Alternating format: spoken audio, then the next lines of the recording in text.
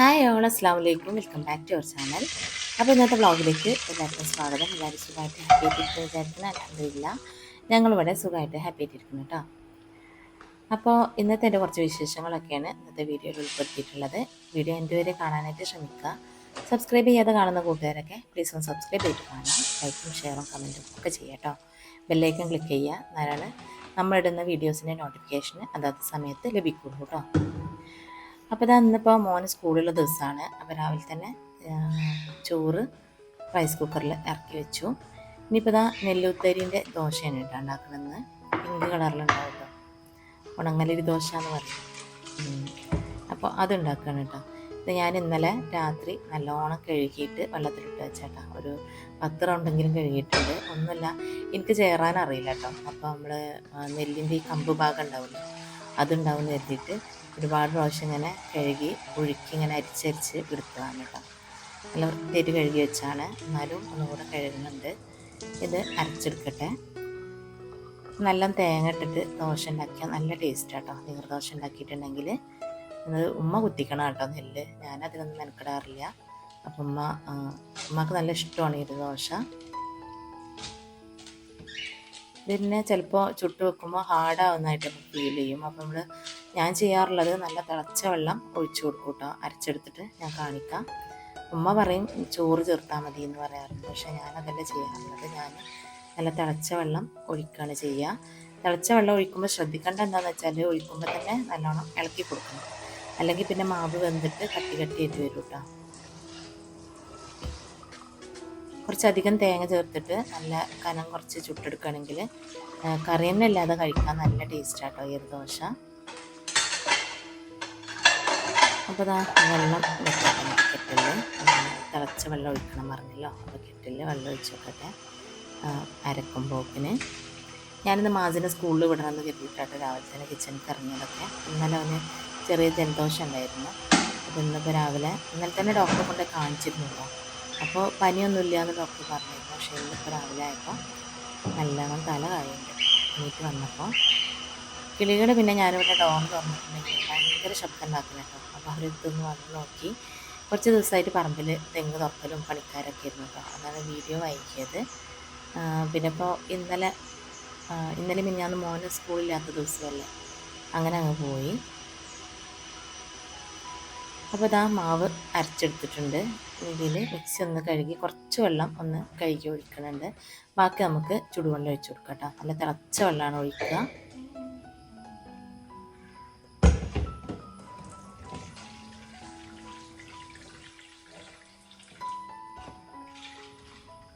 ഞാൻ നേരത്തെ പറഞ്ഞ പോലെ തന്നെ തിളച്ച വെള്ളം ഒഴിക്കലും നല്ലോണം ഇളക്കലും കൂടി ചെയ്യണം, അല്ലെങ്കിൽ പിന്നെ മാവ് വെന്തിട്ട് ഇങ്ങനെ കട്ടി കട്ടിയായിട്ട് വരും കേട്ടോ. അങ്ങനെ വരാതിരിക്കാൻ വേണ്ടിയിട്ട് ഇളക്കുമ്പോൾ തന്നെ ഒഴിച്ചുകൊണ്ടിരിക്കണം കേട്ടോ. ആദ്യം തന്നെ ദോശമാവാക്കി കഴിഞ്ഞാൽ നമുക്ക് ദോശ ചുടുന്നിടയിൽ കൂടെ വേറെയുള്ള ജോലികൾ ചെയ്യാൻ കരുതിയിട്ടാട്ടോ. ദോശ ആകുമ്പോൾ കനം കുറച്ച് ചുട്ടെടുക്കുമ്പോൾ കുറേ ടൈം ആവുമല്ലോ. അപ്പോൾ അത് ഒരു ഹോബിൽ അങ്ങനെ ചുടുകയും ചെയ്യാം. ഉപ്പേരികളും ഒക്കെ മറ്റേ ഹോബിൽ ഉണ്ടാക്കുകയും ചെയ്യാം കേട്ടോ. ഇതൊക്കെ ഞാൻ ചട്നിയാണ് ഉണ്ടാക്കുന്നത്. നമ്മൾ തിളപ്പിച്ചിട്ടുള്ള ചട്നിയല്ല, തേങ്ങ വേവിച്ച ചട്നി അല്ലാത്ത പച്ച തേങ്ങയും മുളകും ഇഞ്ചിയും ചീരുള്ളിയൊക്കെ കൂടെ ചെറിയ ഉള്ളിയൊക്കെ കൂടെ അരച്ചെടുത്തിട്ട് അതിലേക്ക് കടുക് പൊട്ടിച്ചൊഴിച്ചിട്ടുള്ള ചട്നി കേട്ടോ. തേങ്ങ കുറച്ചധികം തന്നെ ഇടുന്നുണ്ട്. തേങ്ങ കൂടുതലുള്ളതാട്ടോ ഈ ഒരു ദോശക്ക് ടേസ്റ്റ്. നല്ല ലൂസ് ബാറ്ററാട്ടോ. ലൂസ് ബാറ്ററായിട്ട് നല്ല കനം കുറച്ച് ഒഴിക്കുമ്പോഴാണ് ഈ ദോശൻ്റെ ടേസ്റ്റ് കേട്ടോ. ചിലപ്പോൾ നമ്മളിങ്ങനെ ദോശ ഒഴിച്ചൊഴിച്ച് വരുമ്പോൾ വീണ്ടും വെള്ളം ചേർത്ത് കൊടുക്കേണ്ടി വരും കേട്ടോ.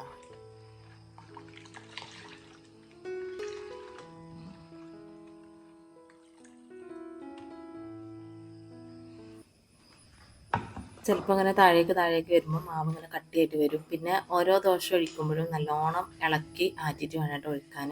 മറ്റേത് മാവ് അതിൻ്റെ അടിയിൽ പോയി അടിഞ്ഞു വരും. അരച്ച മാവാകുമ്പോൾ ആവശ്യത്തിന് ഉപ്പ് ചേർത്ത് കൊടുക്കുന്നുണ്ട് കേട്ടോ. നല്ല ലൂസായിട്ട് കനം കുറച്ച് ഒഴിച്ച് ചുട്ടിട്ടെടുക്കാം കേട്ടോ. അതിൻ്റെ ഇടയിൽ കൂടി തന്നെ ഞാൻ മോനുള്ള കറികളൊക്കെ ഉണ്ടാക്കുന്നുണ്ട്. പിന്നെ ഒക്കെ കഴിഞ്ഞോ എണീറ്റ് വന്നപ്പോഴാട്ടോ പനി എന്ന് പറയാൻ മാത്രമില്ല, പക്ഷേ തല നല്ല ചൂടുണ്ട് കേട്ടോ. അപ്പോൾ പല ടൈപ്പ് പനികളും ഉള്ളതല്ലേ.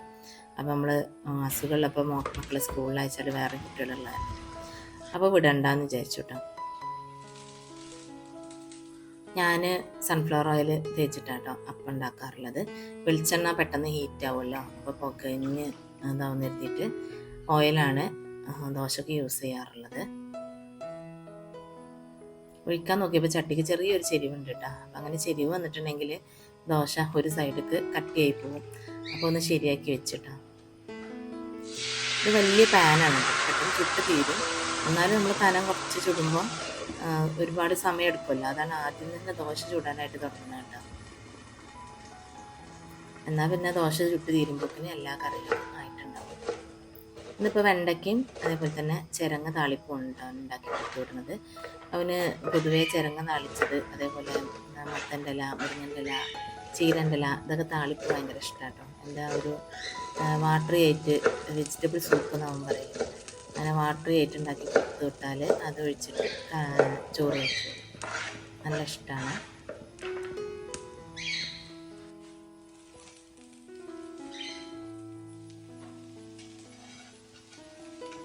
അപ്പോൾ നല്ല പിങ്ക് കളറായിരിക്കും ഈ ദോശക്ക്. നല്ല നേർത്ത ദോശയാണ്. കറി ഇല്ലാതെ തന്നെ കഴിക്കട്ടെ, അങ്ങനെ ചൂടോടെ കഴിക്കണമെങ്കിൽ എനിക്കിഷ്ടമാട്ടോ അങ്ങനെ കറി ഇല്ലാതെ കഴിക്കാൻ. എല്ലാ കറികളും ഇതൊക്കെ കോമ്പിനേഷൻ തന്നെയാണ്. ഇന്ന് പിന്നെ മീനൊന്നും രാവിലെ തന്നെ ഉണ്ടാക്കാനായിട്ട് നിന്നിട്ടില്ല.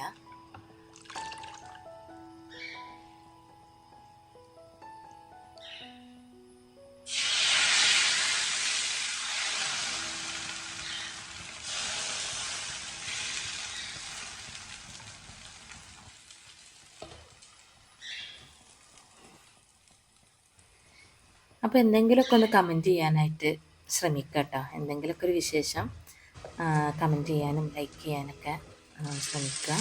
പറഞ്ഞ് ബോറടിപ്പിക്കാനൊന്നും വിചാരിക്കണ്ട. വളരെ വ്യൂസ് വളരെ കുറവാണ്. എനിക്കതാണ് ഒന്നാമത് കുറച്ച് ദിവസമായിട്ട് ഭയങ്കര മടി, എന്താ വീഡിയോ എടുക്കാനും അതൊക്കെ ഭയങ്കര മടി. ഒക്കെ ശരിയാവും. അപ്പോൾ ഇതാ വെണ്ടയ്ക്കയിൽ ഞാൻ കുറച്ച് കുരുമുളക് പൊടിയും ഉപ്പും കുറച്ചൊരു മഞ്ഞൾപ്പൊടി ഇട്ടിട്ടാണ് ഉണ്ടാക്കുന്നത്. ഞാൻ ഏതൊരു ബ്ലോഗിൽ പറഞ്ഞിട്ടുണ്ടായിരുന്നു, പ്രാവശ്യം വാങ്ങിച്ച മഞ്ഞൾപ്പൊടി വാങ്ങാറില്ല കേട്ടോ. നമ്മൾ മല്ലി മുളകൊക്കെ ഇടയ്ക്കിടയ്ക്ക് കുടിക്കേണ്ടി വന്നാലും മഞ്ഞൾപ്പൊടി ഒരു വർഷത്തേക്കൊക്കെ കേടുകൂടാതെ ഇരിക്കുമല്ലോ. അപ്പോൾ കഴിഞ്ഞത് ഞാൻ ശ്രദ്ധിച്ചില്ല. അത് കാരണം നമ്മൾ പൊടിച്ച് കിട്ടുന്ന കട ഉണ്ടല്ലോ, അവിടെ നിന്ന് മഞ്ഞൾപ്പൊടി വാങ്ങുക ചെയ്തത്. പക്ഷെ എനിക്ക് ഉറപ്പാട്ടോ മഞ്ഞൾപ്പൊടിയിൽ ഒരു കളർ ചേർത്തിട്ടുണ്ട്, ഭയങ്കരമായിട്ട് കളർ പിടിക്കുന്നുണ്ട്. നമ്മളിപ്പോൾ വീട്ടിൽ പൊടിപ്പിക്കുമ്പോൾ നല്ല ഹൈജീനിക്കായിട്ട് കഴുകി വെയിലത്ത് ഉണക്കി പൊടിക്കണത്, അതിനൊന്നും ഇല്ലാത്തൊരു പ്രത്യേക ഒരു കളറ്. ആ ഒരു ദോശ വെച്ചിട്ടുള്ള ഐക്കൻ്റെ ഇതുണ്ടല്ലോ സ്പൂണ്, അതിലായാലും സ്പാച്ചുലാസിലായാലും ഒക്കെ മഞ്ഞൾ പിടിക്കുകയാണ്. ഒരു പിഞ്ചിട്ടാൽ മതി കേട്ടോ, ഭയങ്കര കളറാണ്. ഏതായാലും കുറച്ച് വാങ്ങിയിട്ടുള്ളൂ. ഇനിയിപ്പോൾ ഈ മഴയത്ത് ഉണക്കിയെടുക്കാനുള്ള നിവൃത്തിയില്ല, കുറച്ച് ദിവസം കഴിയട്ടെ എന്ന് വിചാരിച്ച്. അപ്പോൾ അതാ വെണ്ടക്ക ഇവിടെ കിട്ടുന്നത് ആവട്ടെ കേട്ടോ. അതിൻ്റെ ഇടയിൽ കൂടെ അങ്ങനെ ദോശ ചുട്ടുകൊണ്ടിരിക്കുന്നുണ്ട്.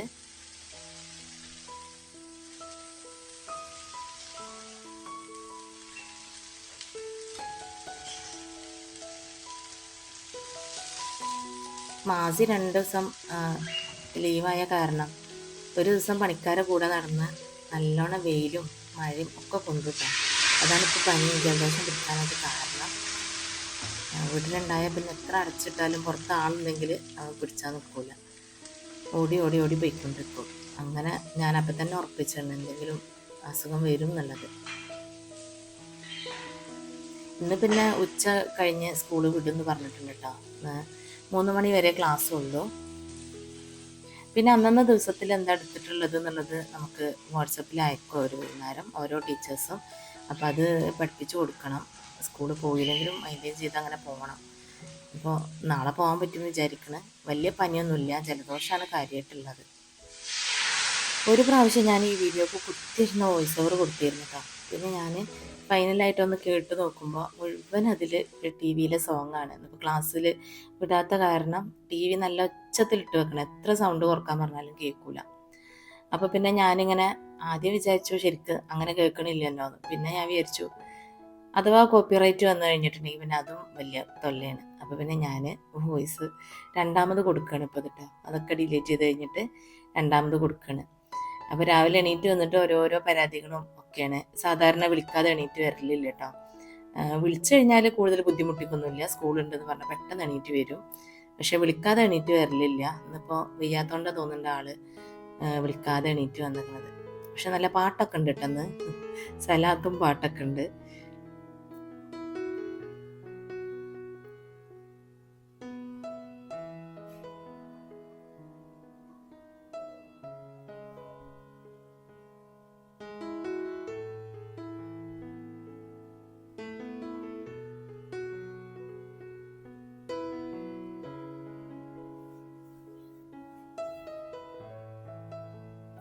നമുക്ക് കുറച്ചായിട്ട് തെങ്ങ് തുറക്കലും ഒക്കെ പണിക്കാരായിരുന്നു കേട്ടോ. അപ്പോൾ തെങ്ങ് തുറക്കുന്ന കൂട്ടത്തിൽ തൈകൾക്കൊക്കെ തുറന്ന് വളമിട്ട്, അതേപോലെ കുരുമുളക് തൈ വെക്കാൻ വേണ്ടിയിട്ട് PVC പൈപ്പ് പിടിപ്പിക്കലും ഒക്കെ ആയിരുന്നു കുറച്ച് ദിവസമായിട്ട് പണി. കുറച്ചിട്ടോ ഒരു 5-6 കാല്. അപ്പോൾ അതാ ചട്നി ഞാൻ അരച്ചു കൊണ്ടുവന്നിട്ടുണ്ട്. 2 പാത്രം ഇങ്ങനെ ഒരുമിച്ച് വെച്ചത്. ഈ വെണ്ടക്ക റെഡി ആയിട്ടുണ്ട്. അപ്പോൾ അതുകൊണ്ട് ഒഴിവാക്കിയിട്ട് ആ പാനിൽ തന്നെ കടുക് വറുത്ത് ഒഴിക്കാൻ നിർത്തിയിട്ടാട്ടോ. അപ്പോൾ അതങ്ങോട്ട് കഴിഞ്ഞോളൂല്ലോ. കടുക് വറുത്ത് ഒഴിച്ചിട്ട് അപ്പം തന്നെ ഇളക്കാതെ കുറച്ച് സമയം ഒന്ന് മൂടി വെച്ചിട്ട് പിന്നെ ഇളക്കുക കേട്ടോ. അങ്ങനെ ചെയ്യാറുള്ളത്. നമ്മൾ കടുകിലേക്ക് അങ്ങോട്ട് ചട്നി ഒഴിച്ചിട്ടുണ്ടാക്കുമല്ലോ, അങ്ങനെയല്ല എന്നാണ് ഞാൻ നേരത്തെ പറഞ്ഞത് കേട്ടോ. പച്ച ചട്നി എന്ന് പറഞ്ഞാൽ, അതായത് വേവിക്കാത്ത ചട്നി. അപ്പോൾ ഇതിന് വേറെ തന്നെ ഒരു ടേസ്റ്റ് കേട്ടോ. അതല്ലാതെ കടുകിലേക്ക് അങ്ങോട്ട് നമ്മൾ ചട്നി ഒഴിച്ചിട്ട് ഒന്നിങ്ങോട്ട് തുള്ളിച്ചെടുക്കുമല്ലോ, അതിന് വേറെ തന്നെ ടേസ്റ്റാണ്. എനിക്കിഷ്ടമാണ് കേട്ടോ അത്. കാക്കാക്ക് ഇഷ്ടമാണ് ഇങ്ങനെ ചട്നി ഉണ്ടാക്കുന്നത്.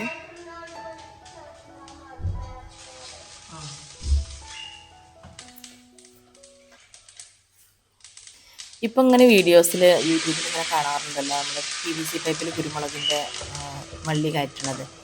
ആദ്യമൊക്കെ നല്ലോണം മരങ്ങളിലൊക്കെ കുരുമുളക് ഉണ്ടായിരുന്നു കേട്ടോ. പിന്നെ നമ്മൾ വീട് പൊളിച്ച സമയത്ത് നമ്മൾ ആ ഒരു ഫ്രണ്ട് സൈഡത്തെ ഇത് പറമ്പ് 2 ഒടിയായിട്ടാണ് നിന്നിരുന്നത്. അപ്പോൾ വീട് പൊളിച്ചപ്പോൾ കോൺക്രീറ്റ് അല്ലാത്ത വേസ്റ്റ് മണ്ണൊക്കെ കൂടെ നമ്മൾ നീക്കി പറമ്പ് 2 ഒടിയായിട്ട് നിന്നിരുന്നത്, 2 തട്ടായിട്ട് നിന്നിരുന്നത് ഒരേ ലെവലാക്കുക ചെയ്ത് കേട്ടോ. അത് കാരണം തോന്നുന്നുണ്ട് കുരുമുളകിൻ്റെ വള്ളികളൊക്കെ പോയി. അപ്പോൾ ഇനിയിപ്പോൾ മറ്റേത് നമ്മുടെ വീട്ടാവശ്യത്തിനുള്ളതൊക്കെ കിട്ടിയിരുന്നു കേട്ടോ. അപ്പോൾ എനിക്കിങ്ങനെ തോന്നി. പിന്നെ എനിക്ക് കുരുമുളക് വാങ്ങിയിട്ട് വാങ്ങണ ബുദ്ധിമുട്ടുകൊണ്ടൊന്നുമല്ല, എനിക്ക് അങ്ങനെ എന്തെങ്കിലുമൊക്കെ ഇങ്ങനെ ചെയ്യുന്നത് ഇഷ്ടമാണല്ലോ. അപ്പോൾ ഞാൻ PVC പൈപ്പിൽ ഇങ്ങനെ ചെയ്യുന്നത് കണ്ടപ്പോൾ ഞാൻ വിചാരിച്ചു അങ്ങനെ ചെയ്യാമെന്ന് കേട്ടോ. ഇപ്പോൾ തൈകൾ വാങ്ങിക്കൊണ്ടുവന്ന് വെക്കണം.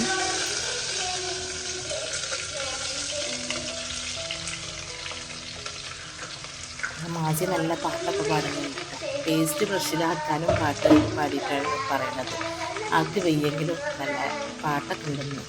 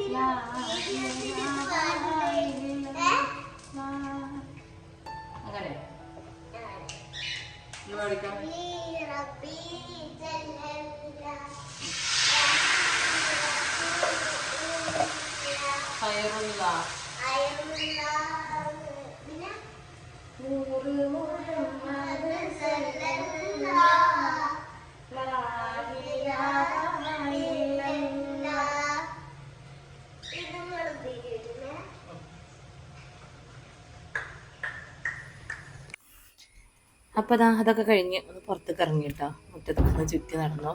ഞാൻ എപ്പോഴും പറയാറുണ്ടല്ലോ മോനെ സ്കൂളിൽ കിട്ടിയതിന് ശേഷം മുറ്റത്തൊക്കെ ഒന്ന് ചുറ്റി നടക്കുന്നു. അപ്പോൾ ആ ഒരു സെക്ഷനാണ് കേട്ടോ. മാസിയും ഉമ്മയും കൂടെ ഫാത്തിഹ പഠിക്കാനൊക്കെ ഇരിക്കും. അപ്പോൾ ബംഗാളികൾ ഓതുന്ന പോലെ ഓതുക, നല്ല രസമാണ് കേൾക്കാൻ. ഉമ്മ അങ്ങനെ തിരുത്തി കൊടുക്കും, വീണ്ടും വീണ്ടും അങ്ങനെ തന്നെ ഓതുമ്പോൾ ഉമ്മക്ക് കുറച്ച് കഴിഞ്ഞാൽ ദേഷ്യം വന്നു തുടങ്ങും. ഞാൻ പഠിപ്പിക്കുമ്പോൾ ചിലപ്പോൾ എനിക്ക് ഒരുപാട് പ്രാവശ്യം പറയിപ്പിക്കുമ്പോൾ ഭയങ്കര സംസാരമാണ്.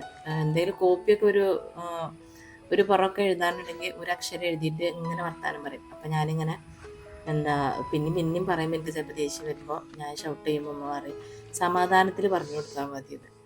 അപ്പം ഞാൻ പറയും ഉമ്മ നിങ്ങളെ ഏൽപ്പിച്ചിങ്ങനെ ഫാത്തിഹയൊക്കെ പഠിപ്പിക്കാനുള്ള ഡ്യൂട്ടി നിങ്ങളെ ഏൽപ്പിച്ചിട്ടുണ്ടെന്ന് പറയും അമ്മമാരോട്. ഉമ്മ ഓദിപ്പിക്കും. കുറേ ബംഗാളികൾ ഓതുന്ന പോലെ തന്നെ ഓതുമ്പോൾ ഉമ്മക്ക് ദേഷ്യം വരും. അപ്പം ഞാൻ പറയും എല്ലാവർക്കും ഇങ്ങനെ തന്നെ ദേഷ്യം വരരുതെന്ന് പറയാൻ. നല്ല രസമാണ് കേട്ടിരിക്കാൻ. അപ്പോൾ അതാ പുറത്തൊക്കെ ഒന്ന് വന്ന് നോക്കിയിട്ടാ മുളകിൻ്റെ തൈനും എല്ലാത്തിനും തക്കാളി ഇതാ ഒടിഞ്ഞ് ചാടിയുണ്ട് അവിടെ കിടന്ന് കായ്ച്ചിട്ടുണ്ട് കേട്ടോ. എന്തെങ്കിലും ഒരു സപ്പോർട്ട് വെച്ച് കെട്ടി കൊടുക്കണം ഇനി.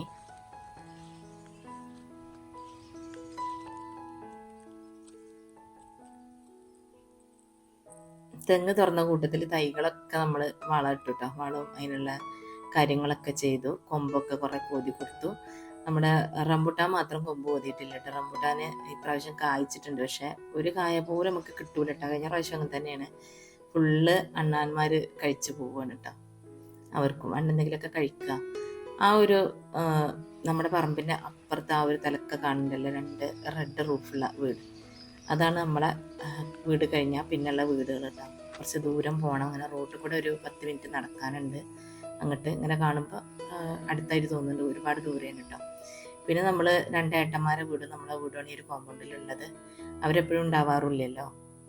പിന്നെ അപ്പുറത്തെ സൈഡിലേക്ക് ഞാൻ എപ്പോഴും പറയുന്നത് എൻ്റെ ബെസ്റ്റ് ഫ്രണ്ട് സെലീനയുടെ വീടുമാണ്, അവരെ തറവാട് വീടുമാണ്. അതും കുറച്ചങ്ങോട്ട് പോകണം, വിളിച്ചാൽ കേൾക്കുന്ന സ്ഥലത്തൊന്നുമല്ല. അപ്പോൾ ഇത് റംബുട്ടാൻ ഒരുപാട് കായ്ച്ചിട്ടുണ്ട്, പക്ഷേ ചോപ്പ് കയറുന്ന അണ്ണാൻ വന്നിട്ട് കഴിച്ചു പോവുകയാണ് കേട്ടോ. നല്ല മധുരമുള്ള റംബുട്ടാനാണ്, പക്ഷെ നമുക്ക് കിട്ടാറില്ല. അതിൻ്റെ അടുത്ത് ഒരുപാട് ചീനി മരമൊക്കെ ഉണ്ടായിരുന്നു, ഒക്കെ ഞാൻ ഇപ്പോൾ വെട്ടിക്കൊടുത്തു കേട്ടോ, വെട്ടിപ്പിച്ചപ്പോൾ. അപ്പോൾ ഇനിയിപ്പോൾ ഇൻഷാ അല്ലാഹ് അടുത്ത വർഷം ഒരുപാട് കമ്പുകളൊക്കെ വരുമെന്ന് വിചാരിക്കുക. അപ്പോൾ നമുക്കും കുറച്ച് കിട്ടുമെന്നൊക്കെ വിചാരിക്കും. ആ ഒരു ഓർക്കിഡിൻ്റെ വേര് കണ്ടില്ലേ, എത്രയേ ഹൈറ്റിലെത്തിയിട്ടുണ്ട് കേട്ടോ.